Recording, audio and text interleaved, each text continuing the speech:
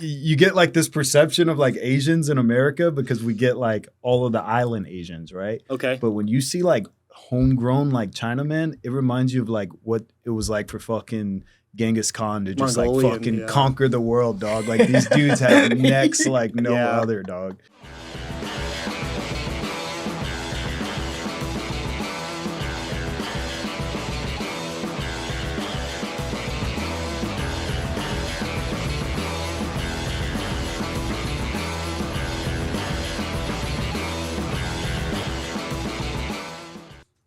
I've always been like athlete, was a high school football player, got a scholarship to play in college, you know, always gifted athletically. And after scholarship college. In football? Yeah. Wow, what was your position? College. I was a cornerback. Oh, so you're really fast. Yeah. Okay. Yeah, so it kind of helps with the boxing. What's your 40-meter time? Fastest was a 4.5. Damn. Yeah. I was a 4.7. Yeah. Really? Yeah. I gotta. I don't know. In football, it's kind of relative, right? It's like nowadays dudes run like 4.3, so it's like I'll be honest. If I break 5 seconds, football, I would. It's fast. Did you end up playing though? Yeah, I played in college, so I started as a true freshman. Took a senior spot. It was pretty cool. Yeah. Division II, so it's not like big D1 ball, but at the same time, it's a football scholarship. It's competitive. It's still NCAA. Yeah. And it got me like comfortable, like playing in front of crowds. Like I noticed that when I go fight now, like I don't get like the pregame like jitters. The only thing I get like nervous about is like making a mistake on my own. You know what I mean? Like doing something that I've like worked in training and like making like a redundant mistake. But besides that, dude, like the pressure of the environment and all the like the build up and the hype, it doesn't really bother me. And I think it's because of college football. Like you get used to playing in front of these big crowds. And I also played at Converse Judson here in Texas. Okay. So that's like one of the big 6A schools. So I mean, we always played in front of like massive crowds. Do you think playing in college like really elevated like who you are today? Because I got a scholarship opportunity. I got a full ride scholarship to a D3 school in LA, but I didn't take football. Really? What position did you play? I played 6-man football. I went to a super small school, and that's 6-man. Those dudes are tough, bro. Yeah. We had some 6-man players on our team. They're tough boys. They're all wrestlers. You know what I mean? It's like it's a lot more running. 6-man is so much more fucking cardio than 11. But we called it a spread back. So it's basically a running back that throws the football.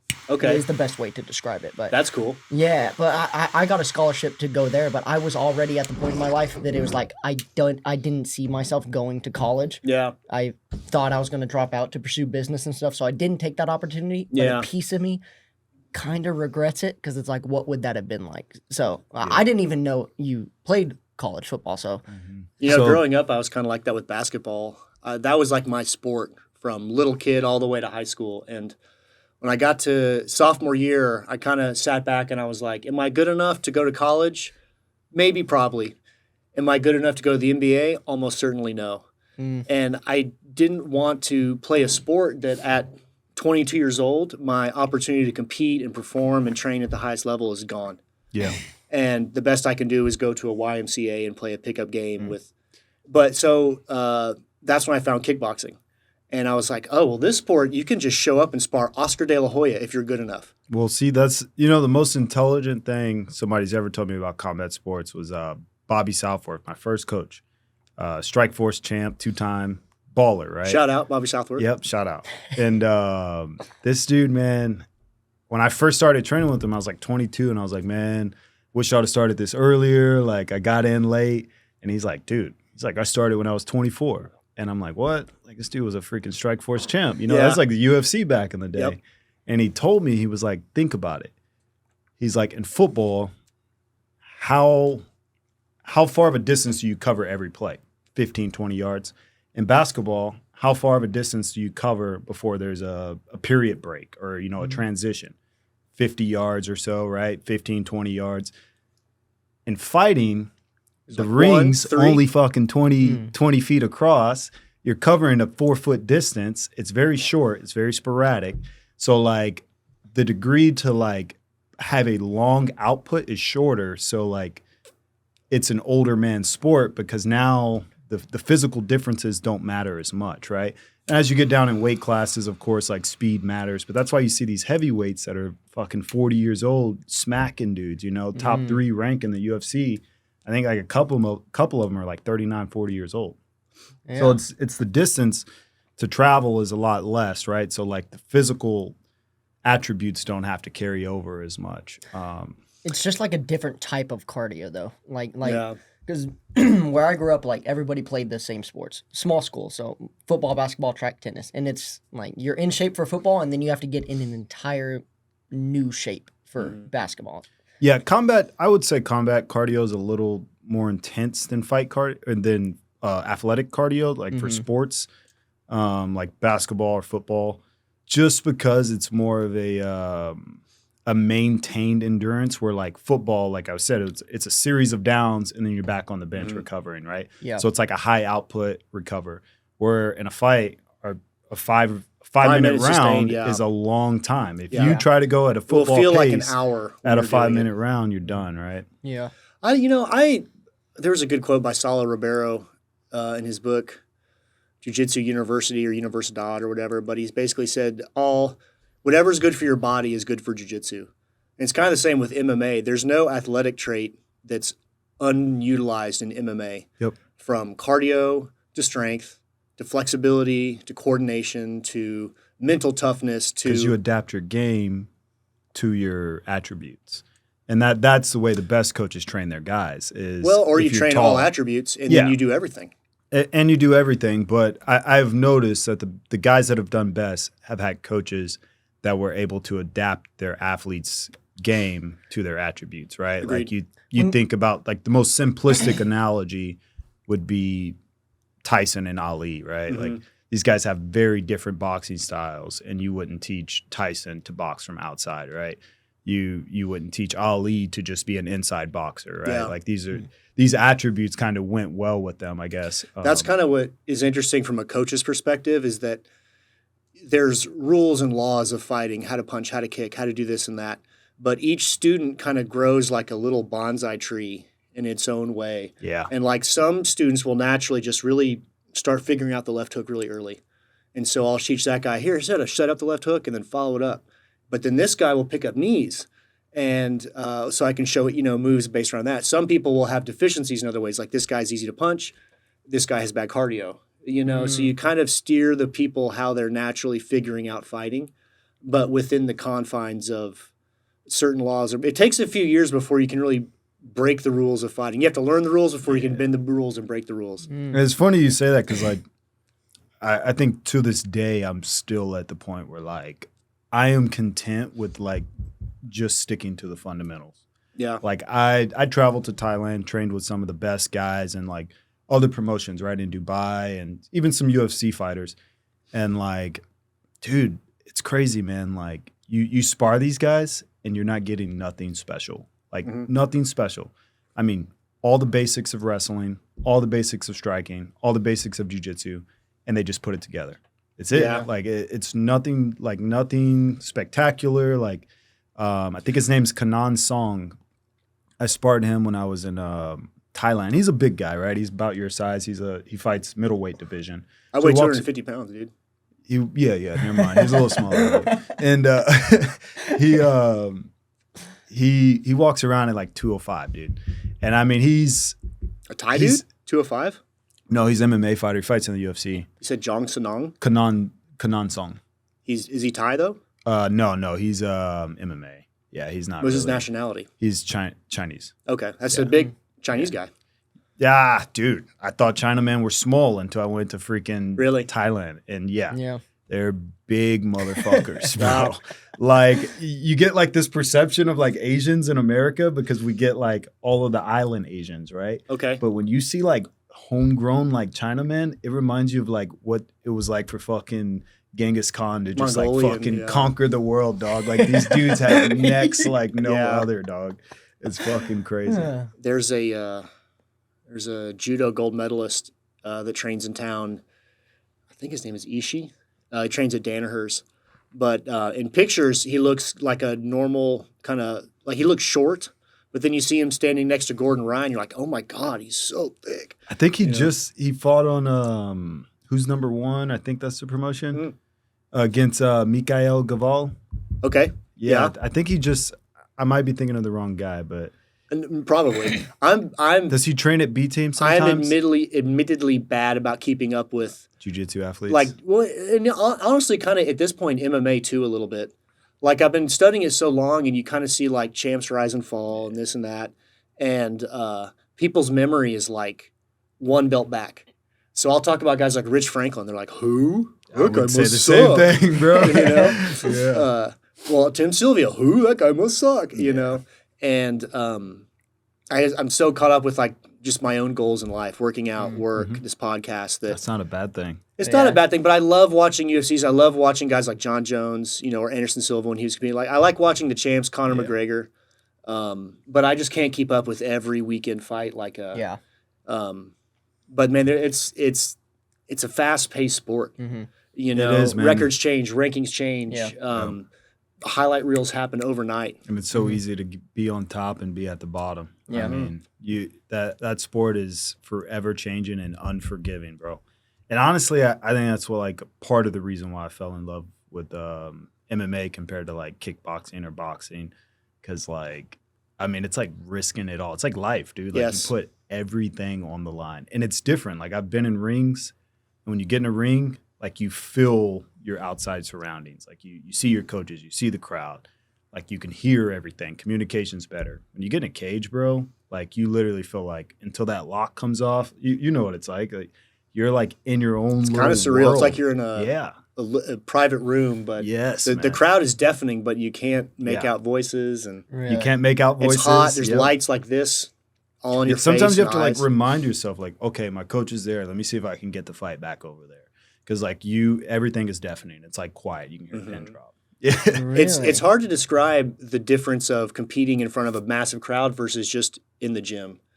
The lights, the sounds, the pressure, it takes everything to a whole new level. Communications, it's very important for a fighter to distinctly know his coach's voice without having to look and see who's talking to me. Dude, I flew Bobby Southworth out to Arizona for my fight because like he's always been my corner guy, like jiu-jitsu, everything, right? And like I knew that like he knew all of my little quirks, all the shit I fucked up on, and I could like distinctively know his voices over the coaches I was training with in Arizona. So they also cornered me, but like we already had a game plan going in. It's like only voices coming out of the corner. But in the middle of the round, when you hear Bobby's voice, like you know it and you do it. But the random, he's like, move your left hip to the shimmy to the triangle. You're like, I don't know what that even means, but you know, if you don't have that instant communication in a fight, and you it's build too it slow. with your coach too, where he's like, takes time. where he's like, you know, shimmy out for the triangle. You know exactly what he means. He's like, oh, you don't have the angle. You know exactly what he means. It's like, So have you lost a fight before? Yeah, boxing. When I first started, I lost all my boxing matches. All of them? All of them? Yeah. So I had. What were the losses like? Honestly, the losses were the best. And the problem is like I learned how to compete. So like I learned how to lock in my mindset and like lock in and visualize the wins. And so it was a lot harder for me to lose unless I just competed way outside of my competition. Yeah. So wait, so you lost, and then you changed. What was the mindset you said when you said you started figuring out the mindset of recovering from a loss? I guess we can start from the beginning. Is because I think this is important. So back what you were saying about college football, and do you think being a college athlete, does it elevate your standing in life and like give you a chip on your shoulder? I would say it's the opposite. Really? So what a lot of people don't realize about college athletes is they have everything. Like they have an abundance of resources. They have an abundance of support. Like everything's going for them. They're put on cloud 9. Like as an athlete, you are the fucking guy. Especially and at that everybody age. reminds you. And you're fucking 18 years old, Yeah. 19 years old, 20 years old. So it's actually the wrong way of doing it. Like the athletes, in my opinion, you should glorify for the athletes to get no glory but all the brass, right? So that's the wrestlers, the swimmers, the athletes that nobody pays attention to, but it's a hard sport that takes a bit of fucking rigidity to get it done, right? Yeah. You know, I think almost any physical endeavor taken to a competitive level can become excruciatingly painful. Yeah. And because just the human will to not lose is Yes. it's infinite. Correct. But like for me, I think it's so easy to like pedestalize football players without like taking a note to like how tenacious are they? You know what I mean? Because I think like today in society, there's a huge like dissonance between being like physically strong and mentally strong. And it sounds so simplistic. But like if you look at like what's popular today on social media, it's gym bros all day. Yeah. Who's got the biggest muscles? Yeah. But these muscles are no reflection for their mind. Yeah. And this goes back to my story with college football and just my story in general is started in college football, only played until a junior, quit. And after I quit, graduated, the goal was to get the degree, right? So I graduated civil engineering. Okay. So I was a nerd, smart guy. Didn't start fighting yet, actually, until my senior year. I started jiu-jitsu just for self-defense. So this will be pretty interesting. Most people don't know this about me. How I got into jiu-jitsu is a fucking whirlwind, dude. I'm here for it. So in college, What? Crazy black man. I lived in South Dakota. I worked on a cattle ranch. I was a ranch hand for like years. I felt dude. that. Okay. Cowboy. Yeah. That's interesting. And I was working on a ranch, and typical ranch hand life is you work a full day. Afterwards, you work a full day and drink a full day, and then afterwards you go and finish. You go and finish drinking, right? So we would always go out drinking, and one night we went out drinking, and we'd always tussle, fight. Ranchers are fully, cowboy wrestlers, right? Everybody wrestled in high school and made it to state. Yeah. So me being the only brown cowboy on this side of the Mississippi in South Dakota, everybody wants to fucking fight me. So, back then I was a football player, 205, I think. Yeah, I weigh about 205. So right now I'm in perspective, I'm like 175. That was fucking huge. And I thought my shit didn't stink and, whatever. I'll fight anybody. So at a party, some dude calls me out. I'm like, whatever, dude. Like, we're all good. So I come back, playing beer pong with some chick. Chick goes to the bathroom. I come back again. I'm like, hey, where's my partner? I'm like flirting with the chick, thinking I'm getting somewhere. This guy's like, she's right here. And I turn, and they're like pointing at this dude. And they're like, do you want some or whatever? And I'm like, you know what, dude? Fuck it. So I go outside. And granted, I probably should have said this in the beginning. This dude was like 6'5", 300 pounds. Yeah. Big dude. fucking dude. Big dude. And Bullies never pick on people bigger than them. so Never. I did kind of do boxing as a kid growing up because my cousin always coached at a boxing gym. But I wasn't like competitively boxing, which is completely different. And I think you see that a lot, right? Guys, I box, and they like don't know how to throw a jab across. It's a very vague statement. Very vague, okay? Yeah, in my opinion, if you haven't had a USA boxing fight, you don't box. I'd agree to that a little bit. Yeah. Or a Muay Thai fight or something, but... No, I think you got to compete in the sport. Yeah. Correct. So I go out there, homeboy, Cowboys don't know how to throw hands, so I'm like, all right, I'm just going to pop him with a 1-2, it's over with. 1-2, crack him in the nose splits open, blood. Homeboy is 6'5", 300 pounds, moving forward. And my heart just dropped, dude. I was just like, well, that was all I had. So the guy grabs me. My mind. Yeah. So the guy grabs me and just stuff in my face, dude. Stuff in my face, and I'm trying to separate from him. Managed to get a few punches in. Granted, I don't know how to fight. I'm just jacked football player, right? This is just, what do the guys say? I see red or whatever, right? Yeah. So I'm seeing red, and this guy is beating the fuck out of me. But luckily, I'm still standing. And I remember the guy saying, like, someone in the background, like, take him down. And I'm like, fuck, this guy's going to take me down and kill me. Yeah. Like, he's 6'5", 300 pounds. I'm not a big dude, right? And I was fucking terrified, dude. The dude went to take me down, went to throw me. Luckily, I was strong. Fucking reversed him, hit him, and he went unconscious. And after that, like, I played it off, like, oh, yeah, I fucked him up. But I was scared shitless, dude. And I told myself, I was like, I need to learn how to defend myself, like especially when I'm hanging out with these cowboys. Mm-hmm. And so I started training jujitsu. So check this out, bro. So at my school, I was big time football player, built, buff guy. All the fucking faculty, like janitors, school mechanics, they all trained at the local jiu-jitsu school. Really? 40-year-old, 45-year-old men. And this is how I got high on jiu-jitsu, because I showed up 205, jacked, in football shape, getting sparked every day, bro, in the gi, getting choked out, slammed, couldn't pass anybody's guard, getting swept. These guys are 40, 50 years old. And I'm like, dude, like there's something here that like maybe it's legit, because like I'm in way better shape than these guys. And it was humbling, man. Like starting jiu-jitsu, like I showed up with an ego and like got it stripped from me, you know what I mean? And so I've coached a lot of people, and a lot of times the guys that are the most athletic, like college football players and stuff, they have the biggest egos. And as soon as they show up in fighting, and the thing is with these combat sports, especially jiu-jitsu, but even in Muay Thai or boxing, like you can't shortcut the technique and the sweet science and the moves, and you'll get humbled real quick by some 15-year-old kid or some 45-year-old dude or some guy half your size, and you realize you just have to put in the work. And sometimes those guys are just like, oh, I don't have the time. I would have won if they give a cop-out justification, and then they never come back. Yep. You know, there's usually like a very like poor retention it's built rate. in humbling experience. People that you're more athletic than are beating you, and it frustrates you as an athlete, and especially as a competitive winning athlete. Mm-hmm.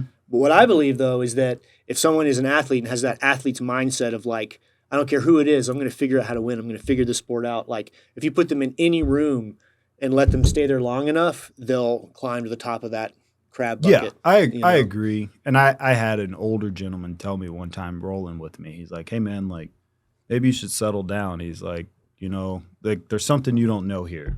Maybe, maybe it's techniques that you don't know, and maybe you don't have to go harder. And what he was telling me was I'm too fucking big and strong to be like wrestling with 50-year-old men like it's a death match. Yeah. And it's true, bro.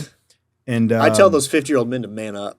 Yeah. This is a fucking combat sport. When I started, I'm an old fucking man. I'm 39 years old. When I started, this jiu-jitsu was like a sport for like steroided, shaved head, weightlifter, street fighter bouncers. But you got to remember, it's now a it's like hipster sport. Now, it's like, and that's a shitty thing. And I personally, I like jiu-jitsu being the alternative. Hobbyist sport, not so killer like he's used to. Because I think if you want to do the killer sport, go do MMA. All those guys are there to fucking put it on the line. Yeah. Most of them are wrestlers. Where like jiu-jitsu's a way for the guys that are trying to learn self-defense. I highly recommend. I'm not shitting on jiu-jitsu. I highly recommend it for anybody that's especially. People shit on jiu-jitsu, and I think I don't shit on it. I've just never done it. Like I'm a big Muay Thai guy. I like striking. And so here's my recommendation. So I always tell people this. I've been in fucking ranch fights like no other, dude. I've won some, lost some. Almost every fight I've been in, cowboy fights are legit, right? Because everybody jumps in and it's just fucking going, right? Yeah. Nobody breaks it up until you're done. Not one of those ended in a KO. Really? Yeah. People don't get one punched unless there's somebody there that knows how to fight. Mm-hmm. When it's layman people, it always ends in some sort of grappling altercation. So if you don't know how to wrestle or know jiu-jitsu and how to get off your back and get on top of somebody, I think it's more valuable in an agreed upon fighting scenario, right? Because like in a public setting, I think boxing's superior, right? You want to be able to get the fuck out of Dodge. Well, it's almost a proven fact I'm that gone. Grappling is a superior art one-on-one if it's like striker versus grappler. The early UFCs prove that, like statistically, without a doubt. Striking really helps in like a chaotic street fight situation where you don't know who's friends with who. Yep. You don't know who's coming behind you. You don't want to be on the ground with all your senses kind of immobilized and some guy's chest in your face. And then that also invites people to jump in and stuff. Correct. Because like agreed upon confrontation, I think that it is the best self-defense, right? Like I've rolled and sparred with D2 wrestlers, national champs. And sometimes, dude, like they're baller wrestlers, but if you snatch their neck, like they don't know what to do. And it's like having that awareness, I think, is super valuable. And it's like, you never know when your back will be against the wall, right? You may be walking down some hallway and some dude grabs you. And I do think, don't get me wrong, this is why I think boxing is important. There's 100-pound, I usually say 60-pound threshold. Somebody outweighs you by 60 pounds, they have a huge strength advantage, and you probably don't want to be grappling in them unless you're, an advanced grappler. But that's my personal opinion, I guess. But you want to fight professionally. Like, that's your goal right now. You want to fight professionally. My goal is to go pro in like a year. Yeah. So for people like me, I've trained Muay Thai on and off for like the past 3-4 years. But I'm not necessarily doing it because I want to fight professionally. I just want to be a capable individual, like if it came down to a street fight or something like that. But I've heard a bunch of people say you need to do at least 1, 2, 3, something like that, professional or amateur fights. Amateur fights. You don't need professional. Yeah. So I'll go back to the whole amateur boxing thing. Bro, people sleep on amateur boxing. Amateur boxing is so fucking competitive. And I'll tell you why it's competitive. Because most amateur boxers, it's a heritage sport, and they're all young kids that have been boxing since they're 12 years old. I've literally boxed hundreds of fights. Yeah, I boxed open class kids when I was 23, 24 years old that were 16, 17, fucking me up, dude. Yeah. And they had 30, 40 fights. I mean, killers, bro, like trained killers. And I think it's good to compete in boxing, but I also agree that it's good to compete in grappling. Simulated combat is a ethos of training, right? You have to get as close as you can to simulate combat.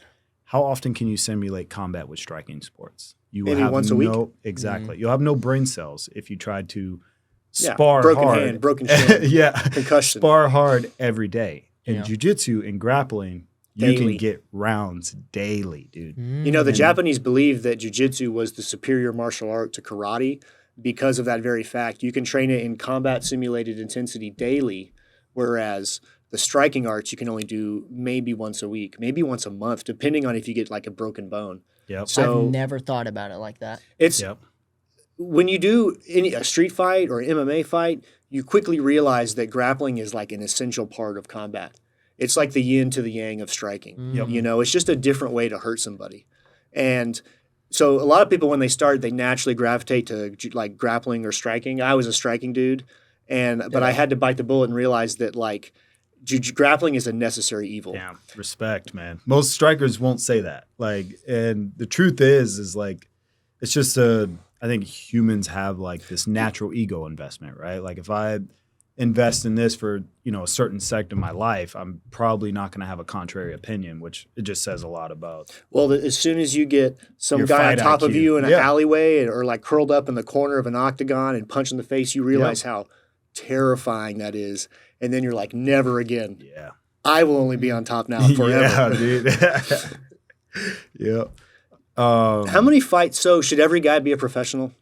Can every guy be a professional? I think that's dumb to say it. I think every guy can be a professional, but I don't think everybody should be a professional. I think it does take a certain like warrior kind of archetype, because at the end of the day, like I said in the beginning, is fighting's putting everything on the line. Your reputation, your health, your life, your psyche. You're putting all on the line. Not everybody's built for that, right? Like most people can't even take risk outside of their job and their 401k. So like, I mean, you think about the core principles like of an individual. For me, like I will always bet on myself, and you guys seem similar, right? Like you'll bet on yourself any day. You'll bet on yourself any day. And that is the lessons I get from fighting. Is it's a constant reminder that like I can bet on myself, and this is a small lesson to show me that like I can do whatever I put my mind to. Yeah. And to go back to that, I don't think everybody's built for it, man. Like everybody doesn't have that, but I think every man should fight, at least train, and have amateur fights, right? Because like if you've never had yourself tested, then like how do you know who you are as a man? Yeah. And there's equivalencies, right? There's going to real war versus something with rules and constraints. I say, I don't think every man needs to be a professional fighter or even an amateur fighter, but I think every man should know how to defend himself, and especially to protect his friends and family. Yeah. You know, like we were talking to Will Stevenson the other day, and we were talking a lot about guns and self-defense and home defense. What I found, though, is that probably 99.9% of your fights or altercations are going to be unarmed. Mm-hmm. It's going to be some dude in a bar. It's going to be some guy in a movie theater. It's going to be in these random places you don't expect, and you don't have time to run to your car and strap up or drive home, get your gun, come back. So even if you're going to be a concert violinist, you should learn how to fight. Yep. And fighting, thank God, is actually very simple. There's basics. There's very high percentage moves that only take a few months to really master. So I think if any man spends about 6 months of like consistent weekly effort, you know, like multiple times a week, you'll learn enough fighting to like riding a bike. You just get rusty at that point. Yeah, you'll but you understand guard up, 1, 2, 3, sprawl, double leg, defend the choke. There's only, especially in untrained situations, the two most common moves you're going to encounter are a big, powerful overhand punch or a football-style tackle blitz in. Yep. And that's kind of the striking and grappling, right? Yeah. You can never be too good at blocking punches, never be too good at like stopping wrestling takedowns, whatever. Yep. Yeah. No, you're right. But every guy can do that. Now, if you learn, you know, you're like, okay, I got this. I can defend myself. Now I want to kind of compete, you know? Yeah. Then you start maybe a handful of amateur fights, like a striking match, a grappling match. And then once you have a couple of those and then you're ready, then an MMA match. Yeah. MMA probably shouldn't be your first test of combat, what it's like. Maybe if you're a college football player that's used to that, but yeah, so I was the same way. I did everything first before MMA. okay. Like I competed jiu-jitsu competitions like 20 times. Yeah. Amateur boxing, Muay Thai. Like I did everything before Yeah. MMA. So then when I went to try to put it together, my coach was like, okay, Wasn't it shocking? Like, jab, cross, hook, low kick. I'm like, okay, cool. I've done this, you know, a few done it thousand before. times. yeah. But to go back to your point, I think any guy can compete in combat sports. And to further back with the concealment of firearms and stuff, you're right. I think most altercations would be physical. And truthfully, like the only reason, not to get too political, but the only reason we really have guns is to keep the government away, you know? Yeah. That's a pro of the guns. It is. Yeah, it gives you some autonomy. I'm a big 2A guy, so you might Yeah. have to clip this out. But No, but see, but back to what you were saying, like that's why I conceal carry just about everywhere. Yeah. And I think part of that is, like we talked about it earlier, I like conceal carry and carrying everywhere. Although I agree most altercations are going to end in like some physical kind of fight like that, I'm a small dude. I'm not a big dude. So Yes. I know I am better with a firearm than I am with my hands. But like we talked about earlier today, it's like if you're in an altercation where it can be settled physically, that's a much better way to do it than having to pull a firearm and threaten. The interesting thing about that is the better you become as a combatant, the better you will become at avoiding altercations. Yeah, you almost learn de-escalation. You when literally become learn better. de-escalation so well. I've been in so many bars where guys want to just punch me in the fucking face. And the nicest thing I do is I pull them aside and I say, hey, man, I'm sorry for what I did. But if you really feel upset about this, me and you can sneak out back right now and we can fight and nobody will see us. And they always say no. Yeah. Because at the end of the day, they have an inferiority complex, right? And they want to show the people. world that they're masculine.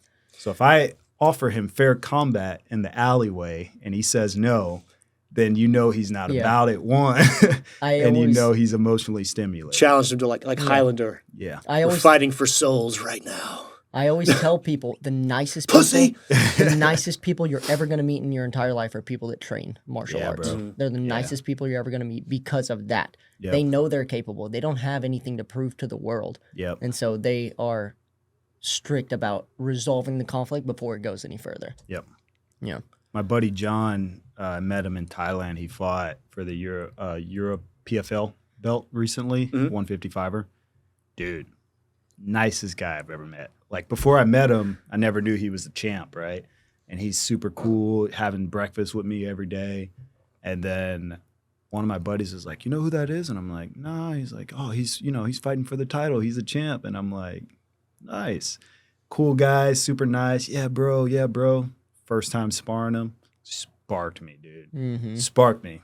Beat me down, pick me up. Beat me down, pick me up. But it's like that level of competence took him to get to that level of, humility. And Yeah, absolutely. I think you keep proving yourself to higher and higher degrees. Then it's like, I'm going to prove that I'm tough and like the toughest guy in the city. Now I want to be the toughest guy in the state. Now the country. Now the world. Now, the best of all time. You always challenge yourself. But at a certain point, even people online will say, GSP is boring. GSP doesn't kick good. You'll never no one will ever unanimously agree this is the toughest guy on the planet, know?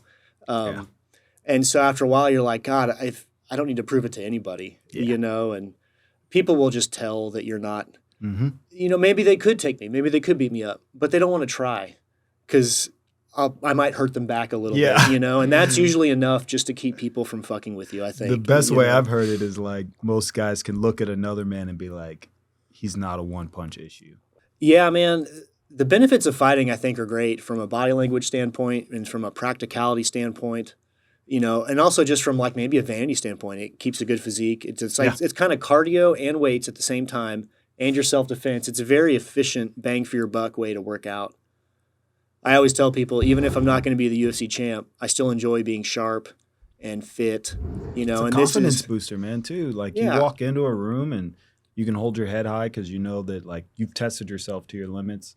You've been in dark places and you've came out, right? Like, Well, I intend to do martial arts pretty much till the day I die in some shape or manner, Even if I'm like in a wheelchair and I'm coaching from the side, like I believe that my acumen still makes me a martial artist, even from just my eyes and stuff alone. You're a samurai, dog. Wait, well, man of old that. right here. I'm just a dude, man. Yeah. I'm just a regular guy, but it's a great sport. It's not like college basketball where I don't have those avenues, Yeah, and it's like I think some guys like make an attachment to their identity instead of like attachment to their values, right? Sure. So for me, it's like I vow to be combat ready for the sake of like the people around me. So that's firearm training, fighting, social awareness, reading the room, like all those things I vow to be for my family. Yeah. Where like some guys just want to be a fighter because it's cool, or want to be a fighter to prove they're tough. For me, it's a vow to my principles, right? And like I think that's more powerful. Like you said, you'll always be a martial artist. Mm-hmm. It's G, man. Have you ever read the Book of Five Rings by Miyamoto Musashi? No, I have not. I've done the Cliff Notes. Well, it's such a great book. It's so densely packed with like thought that you can read a paragraph and that's like enough for a martial artist to like dwell on for a day. Yep. And you'll know what he talks about when he's like, when I flinch on the sword, et cetera, et cetera. He says that the more you do the spirit of the thing reveals itself to you.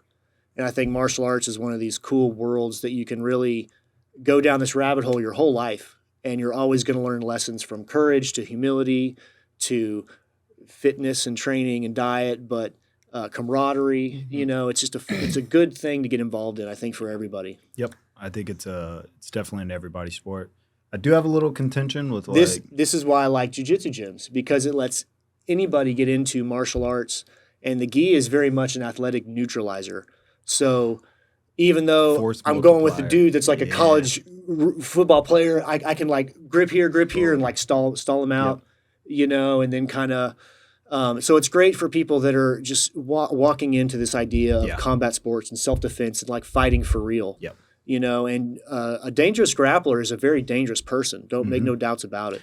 I've heard somebody use the context of like people think that the gi's not applicable to like self-defense as in terms to no gi.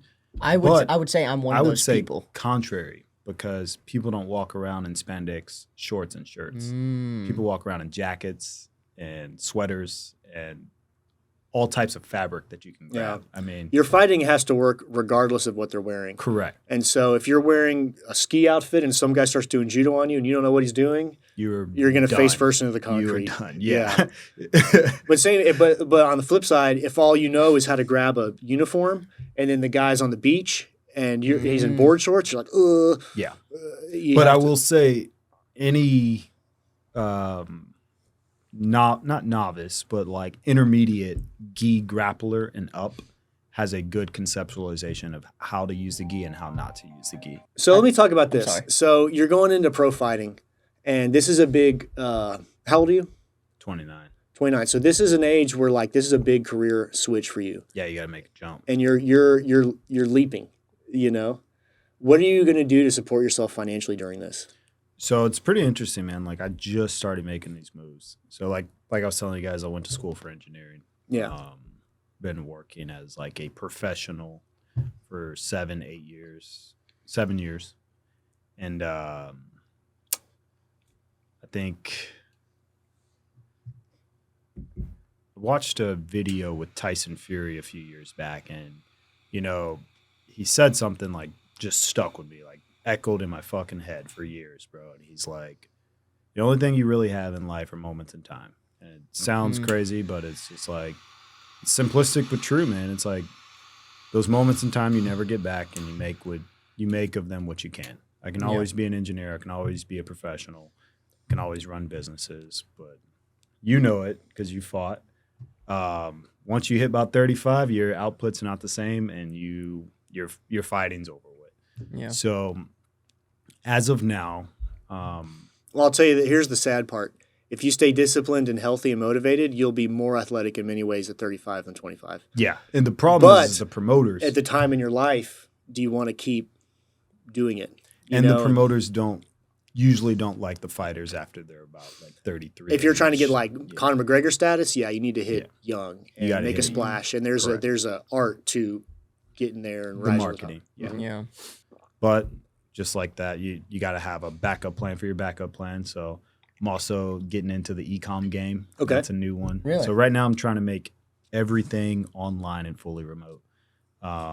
Nathan is actually helping me with that. I was gonna So ask. Yeah, Nathan. Nathan's helping me out, getting started. But the goal is to just have that, something sustainable. I think I got a little too comfortable with like the professional world and making, the good 6-figure income. Yeah. But it's really just fear mongering, right? It's like the best trap to be in is the trap of like Golden handcuffs. comfortable income and comfortable insurance, comfortable benefit, Mm-hmm. and a paycheck every week. Mhm. So like just getting that mindset, just flipping my mindset, getting outside of that, having some balls to get outside of that. I already have 2 businesses now, so I'm running those on the side, but like I'm getting ready to make the leap to go. That's full. really Yeah. cool to hear, man, because a So- lot of guys do this with no plan. Yeah. And It keeps It's- them broke. it does. And it you're going to have to do the work sometime, What is your take on marketing yourself as a fighter going forward?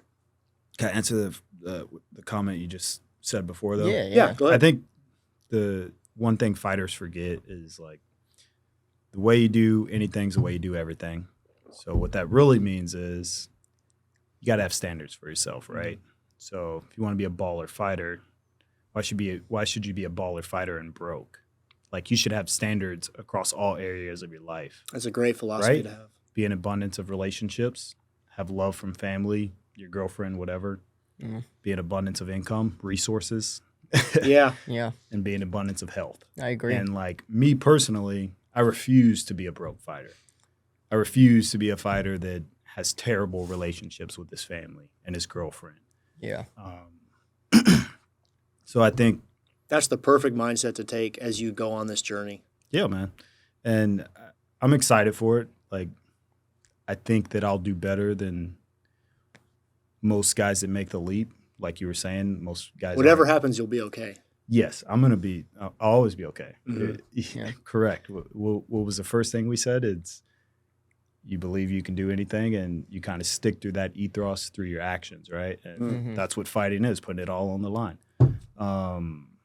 But back to the marketing as a fighter. This is going to be the content right here. My coach is going to get pissed. But I I just got a new coach about like a month ago.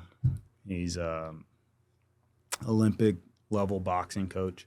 Yeah. And he's also been mentoring me. And one thing he told me What's was his like Manny Masson. Okay. Yeah. Shout out Manny Masson. One thing he told me was most guys are good fighters but can't market themselves. And like the fight business is all about people wanting to see you fight, not if you're good. Nobody cares about that.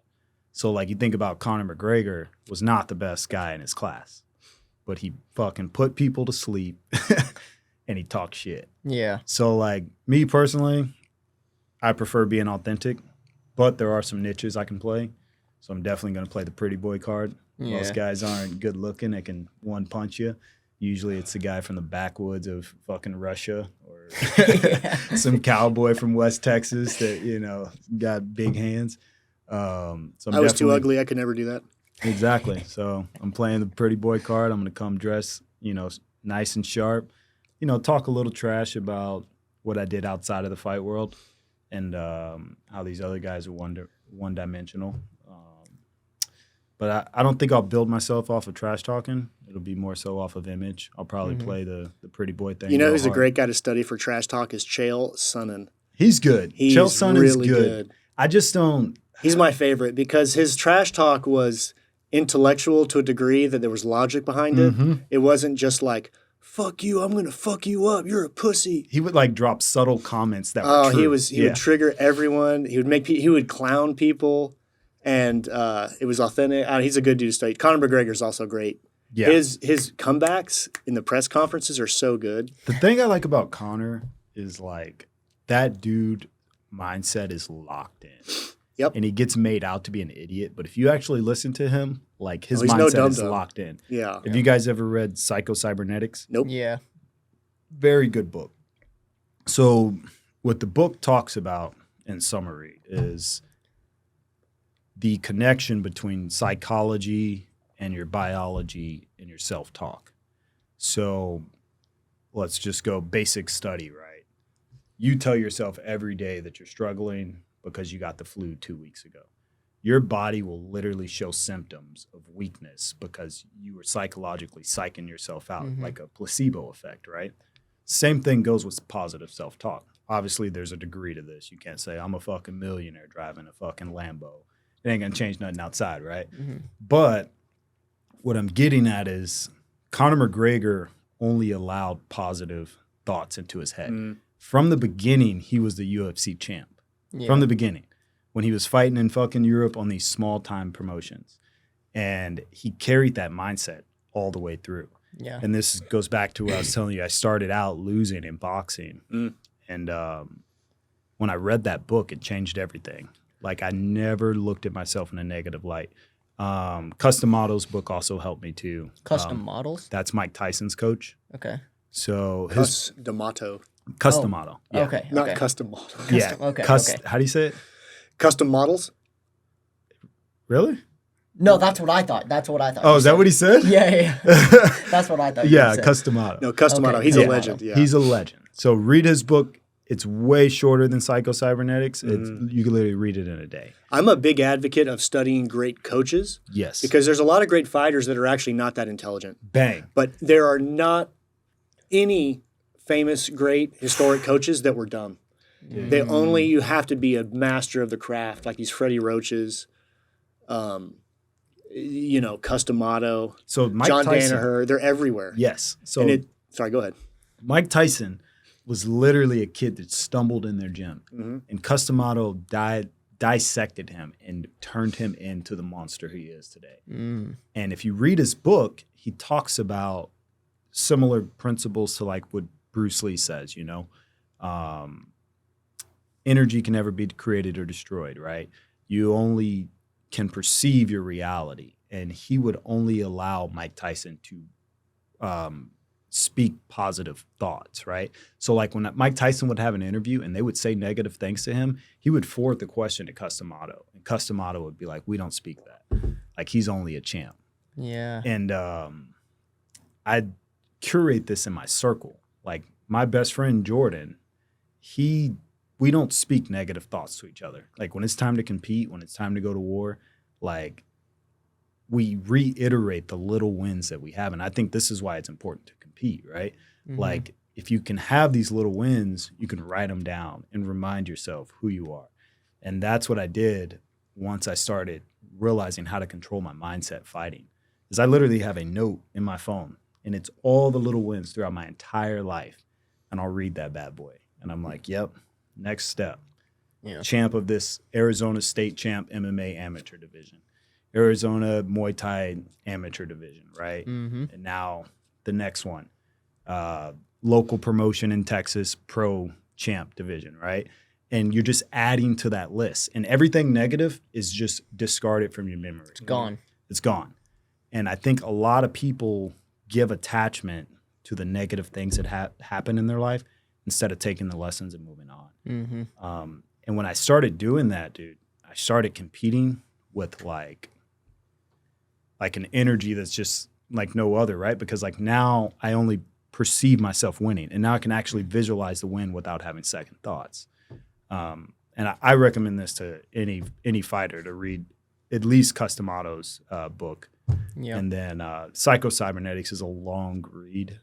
Maybe the audiobook. That's what I do. I'm a big audiobook guy. I don't like reading. That's a long book. It's like a Bible. But Yeah. I think King Solomon said it best. He's like, as a man thinketh in his heart, so is he, right? So is he. Mm-hmm. So your thoughts are going to perceive or curate your reality. Yeah, people don't realize like your thoughts and your words, your self-talk is so important to who you are as a person. Like if you're that type of person that every single time something bad happens to you, you're like, oh, woe is me, this is bad. If all you're thinking is negative thoughts, you're going to attract those said things back into your reality. And vice versa the other way. If all you think you are is a winner and you only surround yourself with winners and all your self-talk is completely positive, like you can't lose, that is gonna. That's what Connor did. Yeah. If you positivity is so infectious. It is, man. And but it's negativity is too. Yeah, all energy is. Yeah. You know, they talk about actual diets, the food you put in your mouth, and they talk about mental diets, like Jocko Willink talks about the content, the things you read and watch. I think you also have to be just as cognizant of your brain diet and the thoughts that you dwell on and go on in your head. Mm-hmm. And like, if you only have 20,000 thoughts per day and 20,000 of them are positive, that has a profound impact on your life compared to like 10,000 negative, 10,000 positive, or all 20,000 negative, or just some random number day by day. Yeah. Yep. It's a conscious decision people have to make. But this is a conscious decision. It's a conscious decision people have to make. A very subtle one. You have to be very aware of yourself. Mm-hmm. Yeah. And I think conscientious people are intelligent, beyond what they're perceived to be, right? And men are typically rational thinkers and more conscientious in their being. And I think that's what's the neat part about the yin and yang to it with women, Like, I go to a coffee shop not to get coffee.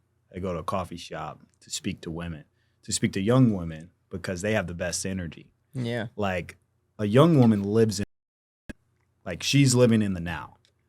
If you think subconsciously into the past, you'll be depressed. If you think too far into the future, you will have anxiety. What are women good at? Living in the now, my best life now. So whenever I need to balance myself out, it's either a hot date or coffee shop. And it's just a reminder of like how important it is to live in the now. Yeah. And you could do the same thing with meditation. I do that when I, do yoga or whatever. I'll do breath work at the end. And I'll literally just thank myself, thank the man above for my health, for my body, for allowing my body to have the energy to put out and give me, what it's done for work for the time that I've had it. I think it's so important to start like your day off with a little bit of gratitude, just like being grateful that you're able to get up and walk, even just being able to stand in a shower or something, like that you have all 5 fingers and stuff. It's crazy. It's so easy to be grateful, but it's something like you said, you have to make a conscious decision to do so. Because negativity rules the world. As sad as it is, it rules the world. And it's the people that can separate that and become conscious to the reality that your thoughts matter. And then they can start consciously changing their thoughts to. Have you ever not to be an encyclopedia today, but have you ever read The Way of Superior Man? Yep. I've read the Cliff Notes. Yeah. Cliff Notes are suffice. That book is good because it lays out the difference between masculine and feminine energy, which is exactly what I said, right? Yeah. Is masculine lives in the conscious realm, and feminine lives in the active realm.